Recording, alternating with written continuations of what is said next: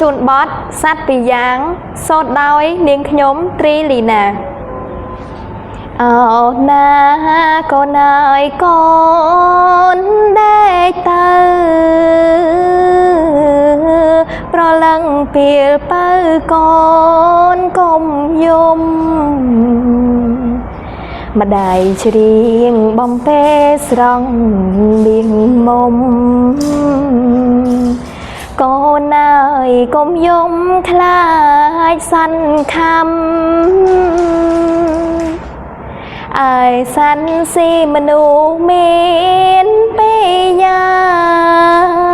ងម្ដាយលៀតត្រដាងឲ្យកូនចាំពេលកូនធំឡើងត្រូវចំណាំម្ដាយនឹងច្រៀងផ្ដាំដូចឆ្នាំងថាអើយសាន់ទីមួយគឺសាន់ល្ងងភ្នែកធំត្រនងខ្លាំង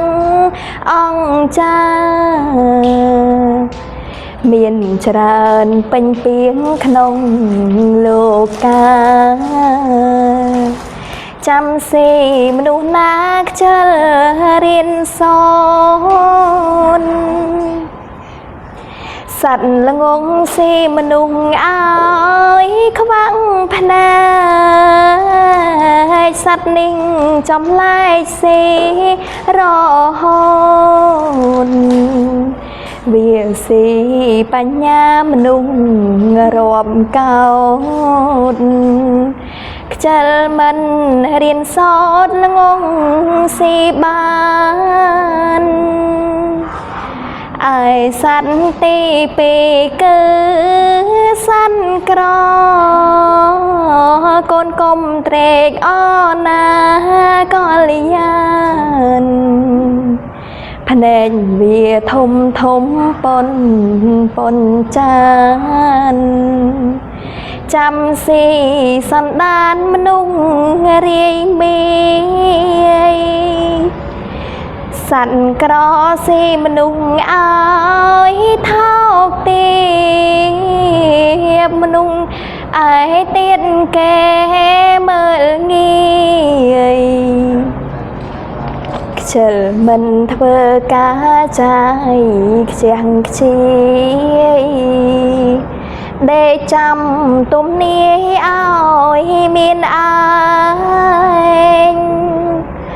ណែកូនសំឡាញ់ថ្លើមប្រមាត់ល្ងងក្រកែក្តាត់គោកែស្វែងដើរចាប់ស៊ីមនុស្សសពកន្លែងមិនមានកោតក្រែងនៅអ្នកណាតែបើកូនមានការព្យាយាមភ្ញាក់ស្មារតីភ្លាមហើយអ៊ុងសាកិនខំរៀនសូត្រនិងធ្វើកា